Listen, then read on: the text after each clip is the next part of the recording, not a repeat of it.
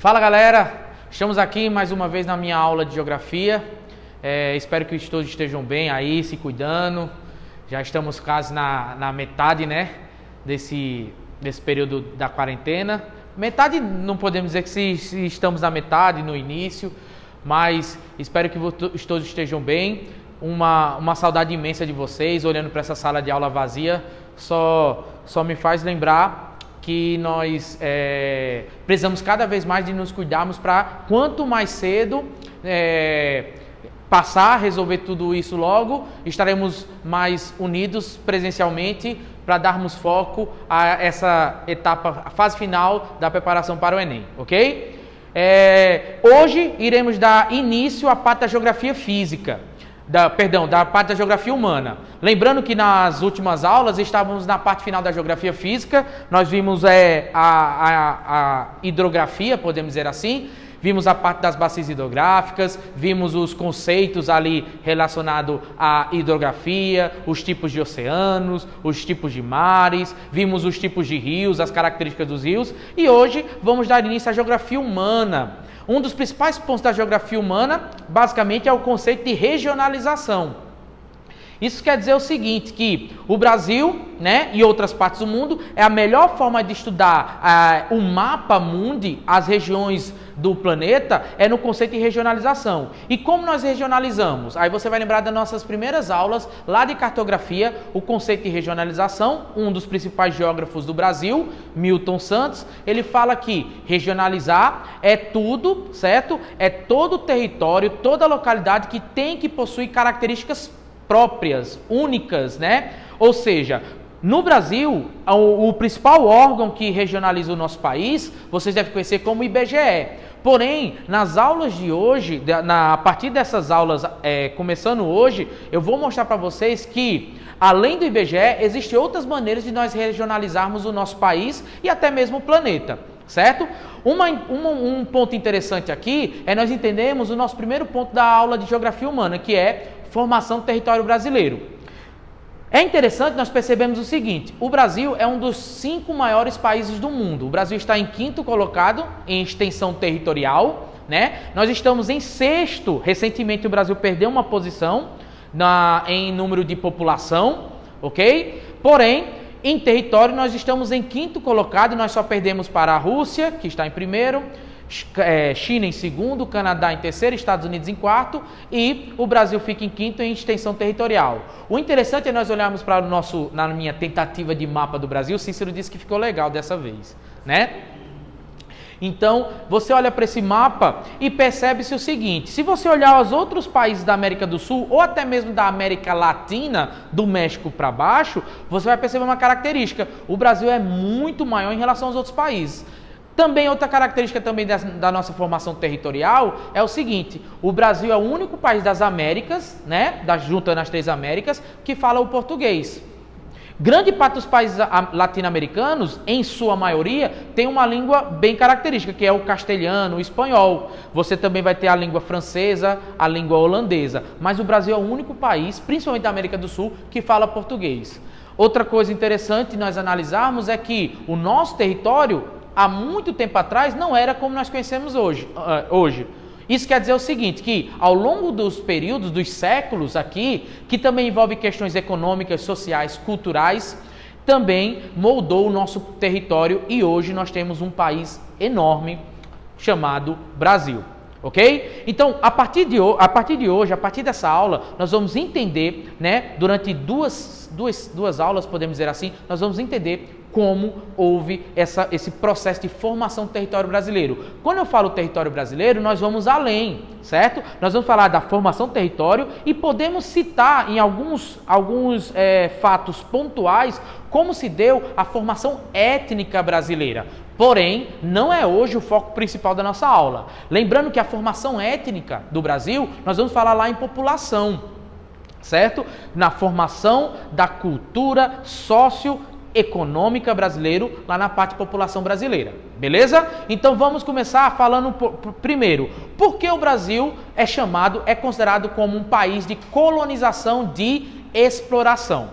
Lembrem-se, Desde lá na sua aula de história, nós temos dois grandes processos de povoamento, de colonização aqui das Américas. Aí você vai lembrar, nós temos dois tipos de Américas. A América anglo-saxônica, que foi colonizada e povoada pelo povo saxão, né? O povo lá das Ilhas Britânicas e também da França, que nós podemos dizer que é basicamente o Canadá e os Estados Unidos, e algumas ilhas, ilhotas da América Central, mas eu gostaria de dar ênfase à parte norte-americana e à parte canadense, que essas duas regiões foram colônias de povoamento. Isso quer dizer o seguinte, quando nós falamos muito sobre economia, existe um questionamento muito interessante que muitas pessoas pensam o seguinte: por que os Estados Unidos e o Canadá, que são colônias, que foram colônias assim como o Brasil, eles desenvolveram tecnologicamente, desenvolveram a sua economia, a sua sociedade, e países latino-americanos ficaram um pouquinho atrasados? Um dos fatores, obviamente que existem outros, mas um dos fatores primordiais é seu processo de colonização. Por exemplo, os países anglo-saxões, quando a população, quando os europeus, principalmente ingleses e franceses, chegaram a seu território, o seu intuito principal era povoar, construir uma nova nação. É tanto que, até hoje, os norte-americanos lutam por essa identidade. Você gosta de filme norte-americano, não gosta filme hollywoodiano. Se você vai perceber uma característica, grande parte dos filmes exibe, tenta mostrar esse sentimento patriótico nacionalista. Isso vem desde o seu processo colonial, ok? Tem a ver com religião. Grande parte dos povos que chegaram às Américas estava fugindo, podemos dizer assim, daquele processo lá de perseguição, principalmente da população protestante. É tanto que você vai ver numa parte bem sensível dos Estados Unidos, a religião protestante predominante. Outra coisa interessante que às vezes falta ser comentada em algumas aulas é o seguinte: quando eu falo Estados Unidos é colônia de povoamento, não é todo o território norte-americano. Você vai lembrar que na aula de história você vai ter o processo da formação das 13 colônias, e quando eu estou falando que esse processo é de povoamento, eu estou me referindo às 13 colônias britânicas, ok? O restante daquele território norte-americano é baseado praticamente num processo de exploração. É tanto que, futuramente, passando ali no século XVIII para o século XIX, você tem a Guerra de Secessão, a guerra entre o povo nortista contra o povo sulista norte-americano. E é justamente mostrando aquela ideia de escravidão, que o sul era mais escravocrata e o norte era mais libertário. Ok? E por que eu estou falando dessa relação entre norte e sul dos Estados Unidos? O que tem a ver com a formação do território brasileiro? Porque o Brasil, ele vai se basear muito a questão escravocrata. Ou seja, nossa economia era uma economia de produtos primários, matérias-primas. Ou seja, o Brasil, a sua exploração se deu através de busca e obtenção de materiais, de metais e de matérias-primas e também de pedras preciosas. Agora eu pergunto para vocês, quando você olha essa linha no livro de história de vocês, no módulo de história, nas questões de história, envolvendo geografia também, quando você olha esse mapa e vê essa linha dividindo o Brasil, você lembra do quê? Aí você vai lembrar desse termo aqui, ó, Tratado de Tordesilhas, Tratado de Tordesilhas se deu em 1494, na cidade de Tordesilhas, em Portugal, que foi basicamente o intuito de dividir a América entre Portugal, certo? E Espanha. Aí eu pergunto para vocês, a região norte e parte do centro-oeste, a região sul, no início do processo de povoamento brasileiro, estava do lado português? Não. Vale ressaltar que grande parte da América do Sul ficou nas mãos dos espanhóis. E por que Portugal aceitou este lado? Porque quando você olha para o Tratado de Tordesilhas, refere-se a outras terras, que vai até a África. Ok? Então, alguns países africanos também faziam parte de Portugal. Depois vai ser bem reformulado na partilha da África no século XIX. Agora, olha que interessante. No período das grandes navegações, que você percebe na aula de história, quais eram as principais nações marítimas no período do século XV e século XVI? Nós temos algumas. Portugal, Espanha, mas temos mais. temos a coroa britânica, né, o Reino Unido, você tem a França, você tem a Holanda.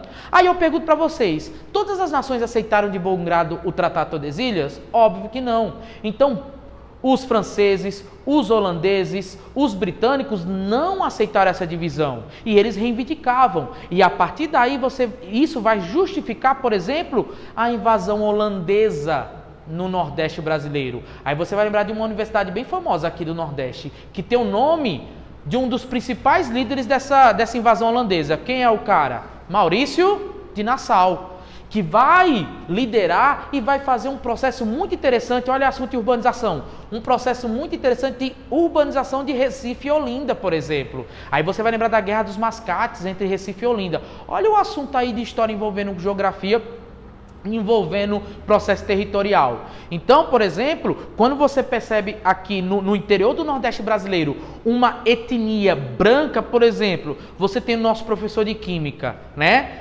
Mora lá, nascido em Itaporanga, dos olhos verdes, loiro, alto, bonito todo, né? Não, isso não, ok? Aí você vai falar, mas ele não mora aqui no Nordeste, a predominância étnica aqui do Nordeste não é essa. Mas vai lembrar que nós tivemos um processo territorial holandês. Não estou dizendo que ele é descendente, mas possivelmente ele pode ter raiz e sangue um pouquinho holandês. Isso não é certeza. Gostou? Enchi sua bola. Mas, por exemplo, se você for para algumas cidades do interior do Nordeste, principalmente cidades próximas ali à região, por exemplo, do Cariri, né? Os holandeses, a fisionomia, a etnia branca, né? A etnia mais eslava é predominante, ok? Vamos continuar aqui.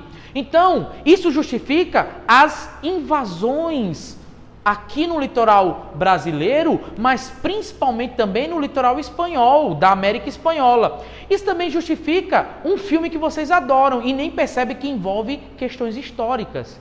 Por exemplo, a coroa britânica, insatisfeita com o Tratado de Tordesilhas, o que a coroa britânica vai fazer? A coroa britânica vai financiar, vai contratar pessoas que em suas embarcações vai saquear navios portugueses, navios espanhóis e navios de outras nações. Essas pessoas que saqueavam esses navios eram chamadas do quê? Piratas. Ou então corsários. Os corsários eram pessoas, certo, contratadas pela coroa britânica para saquear e tomar os metais preciosos de Portugal e Espanha. É tanto que eles saqueavam muito na região do Caribe. Originalmente tem um filme, Piratas do Caribe. Ou seja, tudo isso está correlacionado ao processo de formação territorial. Pergunto para vocês, já perceberam que a maioria das capitais brasileiras estão no litoral? A maioria das cidades brasileiras estão no litoral? A maior parte da população brasileira está localizada no litoral? Presta atenção, formação territorial. As primeiras cidades ficaram no litoral. Eu posso citar 4 cidades. Salvador foi a primeira grande capital do Brasil. Olinda, certo? Esta cidadezinha aqui, por muitos anos, ficou conhecida como Filipé Nossa Senhora das Neves. Todo mundo já foi nessa cidade, provavelmente. Vocês conhecem essa cidade como João Pessoa. João Pessoa, para quem não sabe, é a 4ª cidade mais antiga do Brasil. É tanto que você vai perceber que tem um centro histórico de João Pessoa. E essa cidade aqui, ó, na região sudeste, São Vicente. Ok? Que posteriormente o processo de entradas, eu vou falar isso mais para frente, entradas, faz com que surja uma grande cidade aqui, vocês conhecem como São Paulo. Ou seja, o processo de formação territorial brasileiro se deu do litoral para o interior. Ou seja, as cidades mais antigas do Brasil estão no litoral. Outra coisa, qual era o intuito dos portugueses no Brasil? Obter metais preciosos. A sua primeira investida, 22 de abril de 1500, quando 13 caravelas chegam ao Brasil, eles encontram metais preciosos? Infelizmente não. O que vai acontecer? Pedro Vaz Caminha vai escrever lá a carta, né, vai enviar para Portugal, para a coroa, e vai avisar que não tinha tantas riquezas. Encontraram índios, principalmente alguns fizeram as primeiras trocas ali, que você depois vai estudar em história como escambo, mas ainda não teve nada efetivo aqui no Brasil. Então podemos dizer que o primeiro contato entre portugueses e ameríndios, né, a primeira cultura brasileira não foi positiva. É tanto que a primeira grande expedição brasileira, a primeira grande expedição portuguesa no Brasil vai se dar em 1532. Quando Portugal avisa para suas embarcações e fala o seguinte: já que não encontraram metais preciosos, vamos usar a terra, vamos usar o solo. Por isso que até hoje, pessoal, o Brasil é um país agroexportador, porque nossa cultura, nossa economia foi pautada nos produtos agrícolas. E qual foi o primeiro gênero primário que o Brasil exportou para o mundo? O Brasil ainda colônia, foi o que se deu o nome ao nosso país. Pau-Brasil. Certo?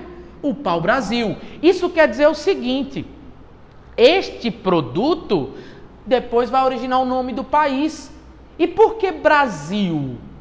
Por que Brasil? Cuidado, quando o Brasil é um nome indígena que refere-se ao quê? Vermelho como brasa. Porque esta planta, né, esta árvore, liberava uma tinta vermelha que foi muito utilizado na movelaria da Europa. E também a sua madeira também era utilizada, por exemplo, para a fabricação de violinos, da própria movelaria da Europa. Então, rapidamente houve um processo de povoamento no litoral brasileiro. Lembrando que quando a coroa portuguesa incentivava as caravelas a vir para o Brasil, nem todos os portugueses queriam vir. É tanto que a coroa portuguesa teve, podemos dizer, hoje em dia esse termo é bem famoso, terceirizou o processo de povoamento brasileiro. Como ela terceirizou? Ela criou o que vocês devem conhecer como capitanias hereditárias. O que são as capitanias hereditárias? O Brasil foi dividido em lotes, certo? O Brasil foi dividido em lotes de terra e foi cedido para algumas famílias portuguesas. Normalmente essas famílias estavam endividadas com a coroa, certo? E era uma tentativa de trazer portugueses para povoar esse litoral com medo de possíveis invasões. Aí eu pergunto para vocês: toda essa região brasileira foi povoada? Infelizmente ou felizmente não. Então o que vai acontecer? Alguma dessas regiões praticamente não teve povoamento. Porém, duas capitanias, eu vou citar 3 capitanias, vingaram e deram muito certo. Quais são elas? Primeiro, a capitania da Baía de Todos os Santos, como vocês conhecem hoje como Bahia, certo? Baía de Todos os Santos, né? Aquela região que vocês conhecem hoje como Bahia. A capitania de Itamaracá. Depois vai receber o nome de Pernambuco, Paraíba e Pernambuco. E a capitania de São Vicente. A capitania de São Vicente. Essas 3 capitanias foram as que mais deram certo no nosso território. Ok? Porém, ainda existia um projeto, uma tentativa de interiorizar essa formação territorial. E foi a partir daí que os rios, lembra da aula de hidrografia? Os rios foram importantes, principalmente um rio brasileiro, o Rio São Francisco. Por quê? Você tem este rio aqui saindo na região da Bahia que ajudou o processo de interiorização do Brasil. E por que esse processo de interiorização foi feito através dos rios? Porque eles tinham dificuldade de adentrar na floresta. Lembrando que aqui, o litoral brasileiro tem a Mata Atlântica, certo? Então, a coroa portuguesa tinha dificuldade de adentrar na Mata Atlântica. Então, como eles adentravam? No que eles tinham de melhor, navegação. Então, eles entravam pelos rios. E nos rios, eles começaram a povoar as regiões, as margens dos rios. É tanto que, no início, o Rio São Francisco foi conhecido como o Rio dos Currais. Por quê? Porque a região do interior do Nordeste se deu início, vou colocar aqui, certo? Se deu início à pecuária, a criação de gado, ok? O interior do Nordeste se deu a criação de gado. Percebe que até hoje é muito característico a criação de gado no interior do Nordeste. Nós vivemos em Campina Grande. Campina Grande é uma cidade, podemos dizer assim, que foi inicialmente povoada pelos tropeiros da Borborema. Era uma cidade de passagem dos tropeiros, que saía do interior, na região lá da cidade do meu amigo Cícero. Saía daquela região ali, né? Estou falando aqui da Paraíba, mas em outros estados também foi da mesma maneira, e ia em direção ao litoral, certo? Neste caminho eles dormiam em alguns locais, certo? Um cara muito inteligente percebeu isso, começou a criar comércio à sua volta. Alguns arraiais, olha o nome, Arraial, São João, construía alguns arraiais, construía alguns comércios até meio duvidosos, se vocês me entendem, até mesmo um cara chamado José Pinheiro, conhece esse bairro? Ele cria ali um comércio meio atrativo, principalmente para alguns homens, se dá para me entender, capturava algumas índias, trazia para essa região, e aí a partir daí você tem a formação de algumas cidades, algumas vilas, ainda não era cidade, é tanto que o primeiro nome da nossa cidade de Campina Grande é chamado o quê? Vila Nova da Rainha, em homenagem lá a coroa. Lembrando também que o termo Planalto da Borborema, o nome Borborema significa terra despovoada. Por quê? Porque esta região aqui era praticamente despovoada. É tanto que quando os portugueses chegam no litoral, expulsa todos os índios. Uma das tribos indígenas é nome de rua hoje em dia, Índios Cariris. A tribo Cariri foge para o sertão, certo? E acredita-se que hoje em dia, grande parte da tribo Cariri está na floresta amazônica. Porque ela foi sendo, foi sendo refugiada, foi fugindo do litoral em direção ao interior. Então, olhando para esse ponto aqui do pau-brasil das capitanias hereditárias, a coroa portuguesa, preocupada em povoar o litoral, cria um processo que vocês devem conhecer na aula de história como as Sesmarias, que significava o quê? A doação de lotes de terra para normalmente pessoas que estavam endividadas, pessoas que estavam presas na Europa, principalmente não, em Portugal, para essas pessoas virem povoar o interior. Aí você vai falar, professor, mas por que não colocava para famílias mais ricas em Portugal? Porque ninguém queria morar no interior. Porque o interior aqui do Brasil era um interior hostil, violento, porque tinha tribos praticamente canibais, podemos dizer assim. Era um interior altamente seco, vai lembrar que nós estamos falando aqui do Nordeste. Então as Sesmarias era nada mais nada menos que, vai lá, se der certo, deu. Então, se der certo, deu para pessoas que estavam à margem da sociedade portuguesa da época. Então você tem as Sesmarias, que nada mais nada menos que a doação de terras. Então perceba uma coisa bem característica. Ao longo do nosso processo, que até agora eu falei, ninguém comprou terras. As capitanias hereditárias foi doado, as Sesmarias foi doação. Então por isso que existe essa realidade brasileira, dessa noção, como posso falar, patrimonial até hoje. Nós temos uma população, uma característica social no Brasil de herança. É tanto que nosso primeiro termo no Brasil é capitanias o quê? Hereditárias, porque era passado de pai para filho. Perceba-se que grande parte do nosso dinheiro na Previdência Social, por exemplo, que nós falamos, vai para as heranças. Diferentemente de outras nações, principalmente na Europa, em que as pessoas, mesmo tendo algum nome, as pessoas têm que lutar. Aqui não. Aqui o nome é um status social. Aí você vai para a aula de coronelismo, né? Famílias que se perpetuam no poder. Olha aqui, famílias que se perpetuam no poder. Então é interessante isso.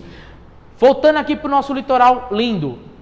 O litoral do Nordeste rapidamente foi dizimado. Já não temos mais pau-brasil. O que vai acontecer? Nós vamos atrás de uma nova produção. E a nova produção chega como a famosa cana de açúcar. Certo? a famosa cana-de-açúcar. Então, todo o litoral nordestino, ela foi muito produtiva para a cana-de-açúcar, por conta do seu solo. Aí você vai lá na aula de geologia e lembra, o nome do solo do litoral do Nordeste, solo massapé. Esse solo, que era um solo arenoso, propício para a produção de cana-de-açúcar, faz com que o Brasil se torne um dos países, o Brasil ainda não, a colônia portuguesa se tornasse a colônia mais rica, certo, daquela região na produção de cana-de-açúcar. Então o Brasil exportava para várias partes do mundo, até que tivemos a invasão holandesa. A invasão holandesa faz com que este Nordeste que era rico, então pergunto para vocês, a primeira região a ser mais rica do Brasil não era o Sudeste, não era São Paulo, era o Nordeste. Olinda, Recife, João Pessoa, que na época era Filipe Nossa Senhora das Neves, Salvador, toda essa região era uma região muito rica, próspera, certo? Porém, você tem a produção de cana-de-açúcar aqui, mas lá na região de São Paulo, está acontecendo um fenômeno interessante. A coroa portuguesa começa a se preocupar. Por quê? Pergunto para vocês, o litoral do lado espanhol, Argentina, Chile, essa região, pergunto para vocês, os espanhóis tiveram dificuldade de obter metais preciosos? Óbvio que não. É tanto que eles não tiveram curiosidade de adentrar no território. Eles não tiveram dificuldade. É tanto que eles ficaram basicamente no litoral. Somente eles adentraram na região da Argentina. É tanto que aqui eles conheceram, aula passada, um rio, que neste rio, as margens do rio, eles achavam prata. E neste rio eles deram um nome, Rio da Prata, ou como vocês conhecem em espanhol, Mar del Plata, pelo rio ser muito grande. Um time de futebol, River Plate, River Rio em inglês, Plate, prata, certo? Ou então, você vai lembrar que Argentina vem da palavra latina argentinium, que em latim argentino significa o quê? Prata. Então toda essa região aqui era rica em prata. Então os espanhóis não tiveram dificuldade, a Espanha enriqueceu muito nesse período. Ao mesmo tempo, esta região aqui da América do Sul tinha uma grande montanha, Cordilheira dos Andes, que dificultava a entrada dos espanhóis. Certo, professor, por que o senhor está falando isso? Porque olha que interessante, aqui você tem a Argentina, aqui os espanhóis interagiam com índios que cultivavam um grande condimento, a pimenta. Que a pimenta significa ali nas línguas daquela região, Chile, marca de relógio, né? Relógio, óculos, Chili Beans. Qual é o símbolo da marca Chili Beans? Uma pimentinha. E qual é o nome de um país aqui? Chile, em homenagem à pimenta. Na região aqui norte, os espanhóis avistaram uma cidade que tinha muitos rios. Um dos principais rios, Rio Maracaibo. Esta cidade, eles deram o nome daquela região em homenagem à cidade que tem muitos rios na Itália. Qual é a cidade? Veneza. Surgiu a Venezuela. Mais embaixo, deram homenagem a uma região em homenagem ao grande conquistador das Américas, Cristóvão Colombo. Qual é o nome da cidade, do país? Colômbia. E por aí vai. Então os espanhóis eles não tiveram dificuldade, encontraram cidades banhadas a ouro, encontraram a civilização Inca, uma das civilizações mais desenvolvidas da época, encontraram cidades como Machu Picchu, ali no topo da Cordilheira dos Andes, Cordilheira dos Andes, Cordilheira dos Anjos. Por quê? Porque eles acreditavam que se subisse a Cordilheira dos Andes, iriam chegar aos anjos, aos céus. Certo? Então, a coroa portuguesa falou, não tem condição, se de um lado tem tanta terra, tanto ouro, tanta prata, por que esse lado não tem nada? Vamos fazer o seguinte, vamos pegar um grupo de bastardos, olha aí eu começando a desmistificar algumas histórias que vocês já devem ter ouvido falar, um grupo de bastardos, este grupo, certo, vai fazer o seguinte, ele vai sair, presta atenção, ele vai sair em busca de metais preciosos. O nome desse pessoal ficou conhecido como o quê? Olha o nome do pessoal. Os bandeirantes.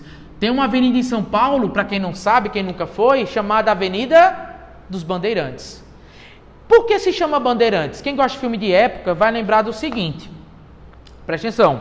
Quando se tem uma guerra, normalmente você tem um estandarte ou o porta-bandeira. Carnaval faz isso, né? Oh, porta-bandeira lá. Quando os bandeirantes eles saíam em busca de novas terras, o que acontecia? Vinha uma pessoa na frente com a cruz representando a coroa portuguesa. Então, por isso que ele é chamado de bandeirantes, porque eles vinham com a bandeira na frente. Então, esse período ficou conhecido como entradas e bandeiras, entradas. Eles estavam adentrando. E essas pessoas começaram a interiorizar o Brasil, tanto no Sudeste quanto no Nordeste.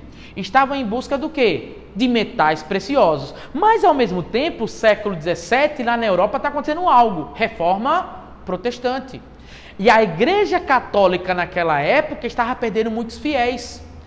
E Portugal, inteligentemente, vai trazer o quê? Os jesuítas. Esses jesuítas, juntamente com os bandeirantes, adentram no território. Olha uma curiosidade aqui. Quem vai trabalhar no litoral brasileiro? Escravos. Inicialmente tentaram escravizar os índios, porém tiveram dificuldade. Por que tiveram dificuldade? Porque estes índios, certo? Eles, aí tem uma visão mais relacionada a gênero. Como eram as tribos indígenas aqui na América? O índio caçava, o índio pescava, o índio brigava, lutava, guerreava. E as mulheres índias? Plantava. Quando os portugueses chegaram nas terras brasileiras, pedia para os índios trabalharem no campo, na agricultura. Eles não sabiam plantar. Então o que aconteceu? Os índios, a maioria foram dizimadas, as tribos mais aptas, mais fortes. E o que os portugueses fizeram? Trouxeram escravos da onde? Da África. Então você tem aqui o tráfico, podemos dizer assim, o tráfico negreiro, certo? O tráfico negreiro. Ao mesmo tempo, você tem essas tribos, essa região aqui sendo povoada pelos negros, é tanto que a entrada, o maior fluxo de entrada de negros é na Bahia. Você vai ter a capital de Salvador, uma das capitais mais negras do Brasil. É tanto que você vai ter ali o Pelourinho, que muita gente vai lá tirar foto falando, que local lindo. Mas para quem não sabe, o Pelourinho era o local de açoitamento, né? Servia como lição para os negros que fugiam, colocavam um tronco e eles eram açoitados. Deu para entender? Ao mesmo tempo, você tem ali na região do Recife Antigo, quem já foi no Recife Antigo, porões em que negros que chegavam da África ficavam lá embaixo, certo? Negros que ficavam lá embaixo. Ou seja, você tem toda essa região sendo formada, sendo fixada e sendo socialmente dividida por etnias. Então você tem Recife, uma capital negra até hoje, Salvador, uma capital negra até hoje, e olha aqui outra capital negra, São Luís.